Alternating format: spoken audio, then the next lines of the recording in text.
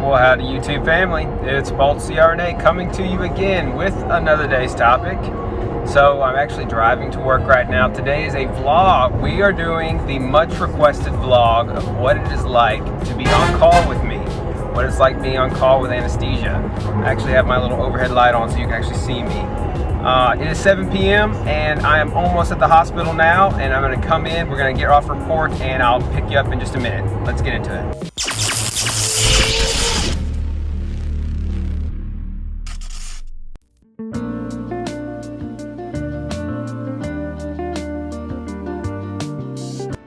Alright, so the first thing I'm going to do, grab my scrubs, change out, there's my locker.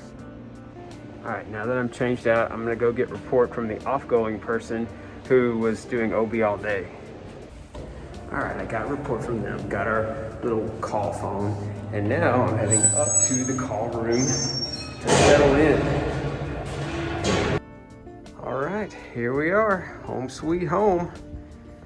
There is my bed, microwave, computer station, Keurig, lab coats that we almost never wear, a bunch of coffee and tea and stuff, little mini fridge, window that is closed currently, reference books for studying if we want to, little couch in case you have, you know, maybe a guest or you just want to chill out on the couch.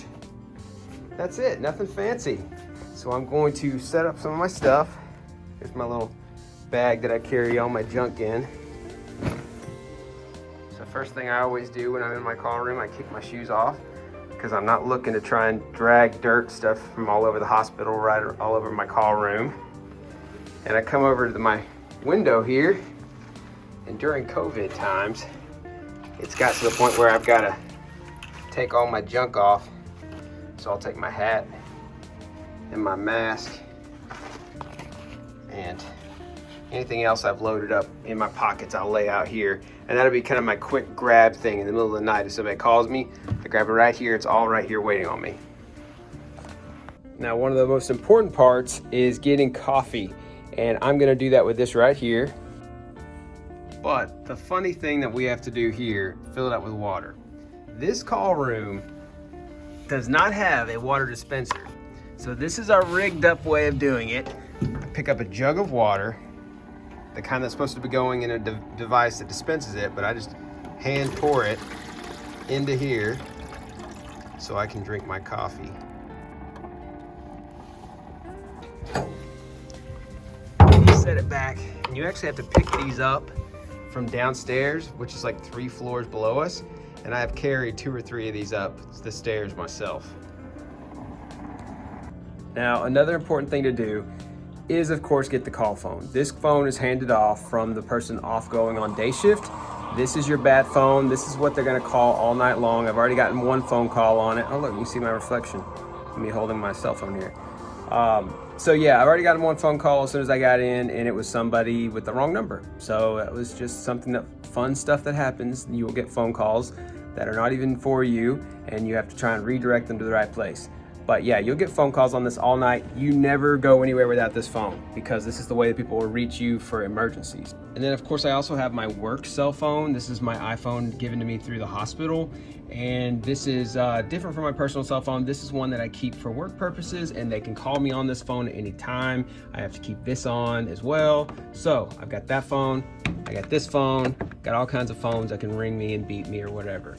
And I always leave this on its charger so it doesn't die on me. That way I know it's always got a full charge. Now the next part I can't actually show you, but this is the time when I go to the computer and I look up all the patients on the labor and delivery floor. I wanna see everybody in labor. I wanna see what's going on with them. If they currently have an epidural going, I wanna see like how far along they are, if their pain scores are okay. If they don't have an epidural, I need to look in the H&P notes and the admission notes to see what the midwife said, if the patient's considering an epidural or not. And then I also need to look for any kind of weird symptoms going on, maybe HELP syndrome or things that I should be careful of on the floor. After that, I check the OR schedule. I have to make sure that the OR is wrapping down its cases because After 9 p.m., if the OR cases are still running and there's emergencies coming in, I have to handle those too, because all the people who were here throughout the day, they all went home. So now I have to deal with the OR schedule at night. So yeah, after 9 p.m., I'm juggling OB needs and OR needs. So I always keep my fingers crossed that the OR has wrapped up its cases and there's nothing emergent going on. There is currently one case that is going on pretty long. It's a cardiac case, and hopefully it'll be done in the next hour or so, which will be fine. That'll be done before I need to take it over. If for some reason it doesn't end on time, if it goes past 9 p.m., I have to go down there and take over that case and finish it out too. Okay, the next thing I like to do after I've settled in is I want to go up to the L&D floor. I want to put my eyes on some of the people up there, make sure that none of the midwives or the OBGYNs need me for anything. I also want to check on the C-section room, which is our OR room up there in L&D, and I want to make sure that my machine is working and that everything's up to speed, and if there's a crash emergency or anything, I'm ready to go. So let's go do that.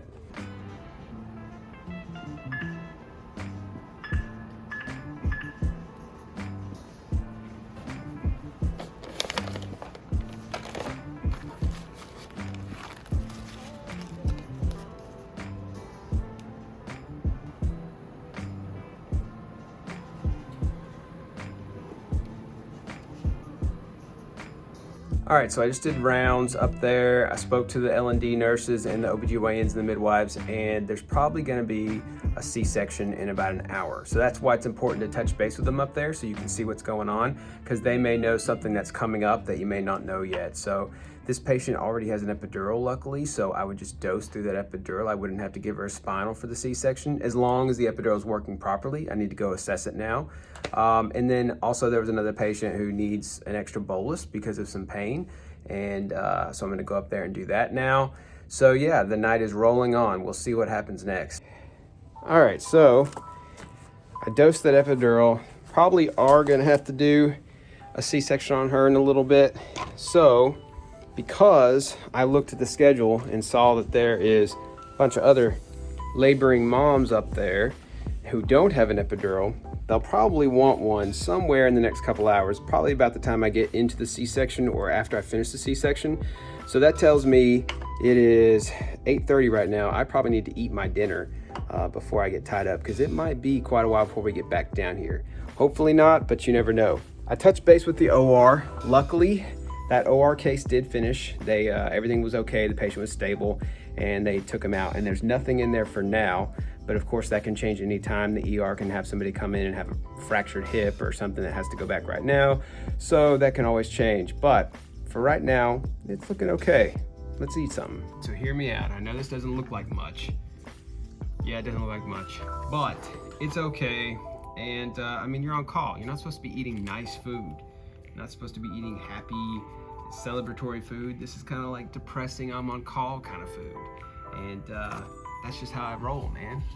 But I will say, these are pretty good. If you've ever tried these snap peas, they're like, I forget what they're called, harvest snaps or something like that. But anyway, they're pretty much green beans made into like little crisps. Not bad. So I legit forgot my fork, and I can't find a fork anywhere. So I'm gonna eat this with my fingers. I don't usually do this, but you know, being on call, man, it's glamorous life. Yeah, good.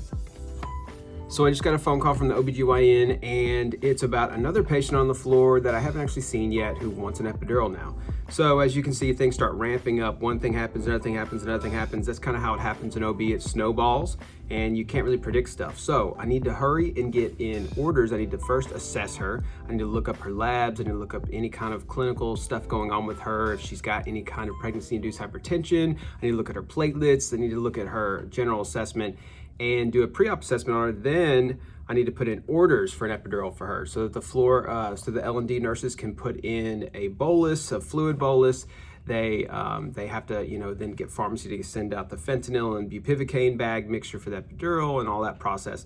So I need to put that in now and then go up there and get the epidural done in time before the C-section needs to roll back. All right, I did want to pause for a minute, guys. It's like 9 o'clock.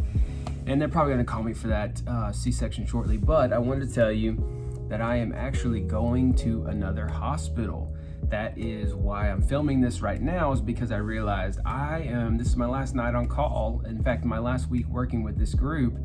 I will be working with a different group upcoming next week, and the reason being, they offered me a spot at another group to do their blocks. So in this group, there's a certain number of people who do blocks, and outside of that certain group, nobody else really does them. I mean, not epidurals and spinals and stuff, I'm talking about peripheral nerve blocks. And so, yeah, I haven't done a peripheral nerve block in like 9 or 10 months. So this other group, which is only like 10 minutes from here, they have asked me to, I've been working per diem for them for a while, and they asked me to come on full time with their group and offered me a position onto their peripheral nerve block team. So there'll be certain days a week I might be doing that instead of OR cases, and I'll get a chance to get my hands on the blocks again. So anyway, when you're new with their group, they don't make you do a call for like 6 months. So, I mean, bonus for me on that, honestly. So yeah, this is my last night on call for maybe at least 6 months. So I thought I better record this now. I've had so many requests to do this, and I've always felt uncomfortable about recording in the hospital. And so that's why all this recording is pretty much in my call room when nothing's happening. But I wanted to go ahead and do it now because it's my last time here. And next week I start with my new position in a new group. So I'm really looking forward to it, and hopefully I'll update you guys on that soon.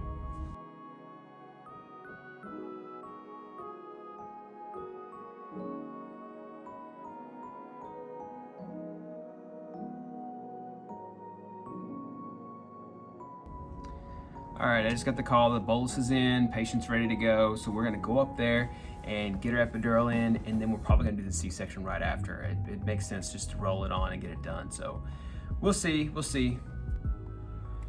I just got back from OB. Turns out the patient who was going to possibly have to have a C-section, I dosed the epidural, she relaxed enough, she pushed the baby out.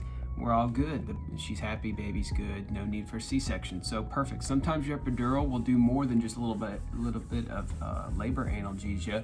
It can help with other things too. So never underestimate the power of a good epidural. I also put an epidural in another patient, and so she's comfortable now. I always, after I place an epidural, some people will go right back to their call room and just chill out there and do their charting there. I will chart on the unit nearby the patient after I start an epidural, because I want to go back in about 10 minutes, 15 minutes, and I want to check with the patient to make sure that they're stable, vitals are all good, there's not any weird adverse reactions or responses, and that they're actually becoming more comfortable. Because if they're not becoming comfortable, something's wrong, and you're going to have to address that right away. So I always hang out for a little bit, check on them. As soon as they tell me they're comfortable, their feet are getting tingly, their contractions are lessening, I know they're good, things are happening the way they're supposed to, I'll go back to my call room and hang out here. Now, there's nothing officially on the docket. It is 10:34. And I guess I could try and sleep. I probably am not going to sleep for the next little bit because I don't sleep very well on call, and especially not this early on. There's multiple women in labor right now who have no epidurals, so I really doubt that I'm going to have any kind of stretch of sleep tonight or rest. So I almost don't want to get into the rhythm of it. It's kind of a game you play on call where you're like, should I rest now or should I not rest now or whatever. Some people are really good about just immediately laying their head down and just trying to go to sleep, and they fall asleep.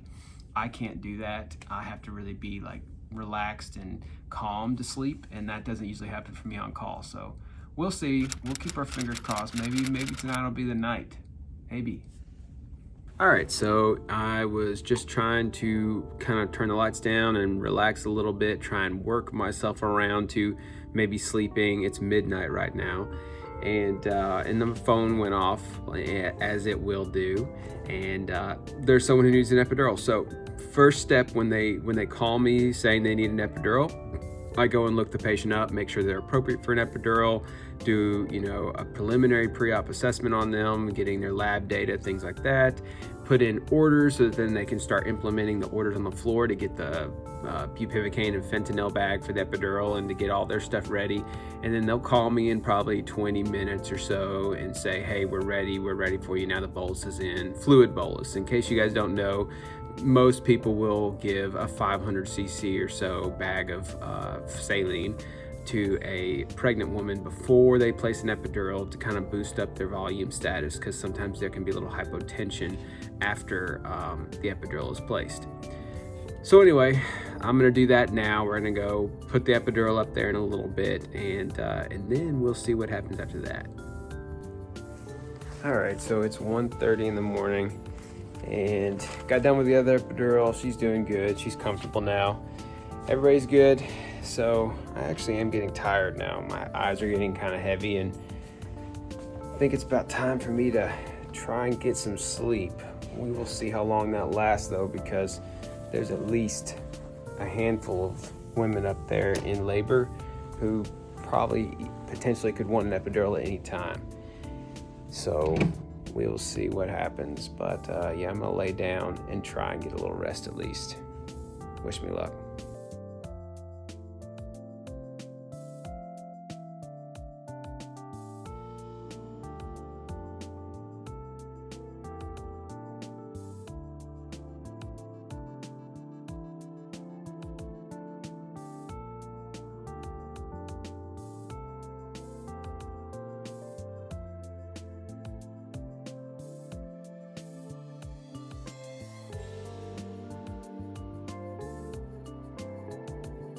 All right, so I got till about 5 in the morning without getting woke up from about 1 a.m.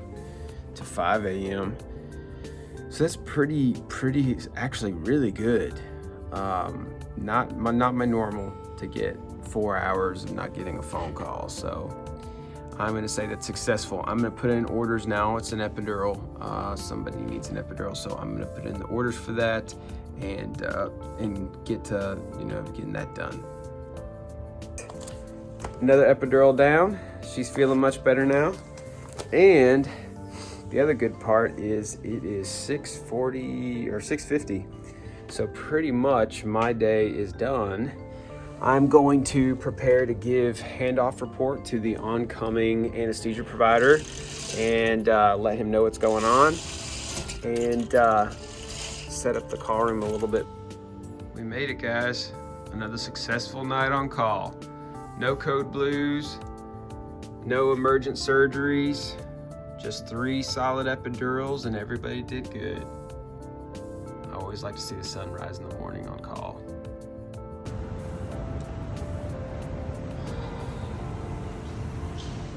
Gave report, got out to the car, forgot to wear a jacket last night. It was warm last night, and then got out this morning and it's pretty cold. Rookie mistake.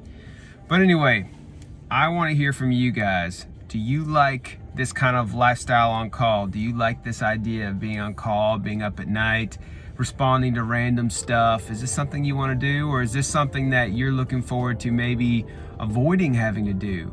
There are some practices you can go to where you don't have to be on call, at least not very much.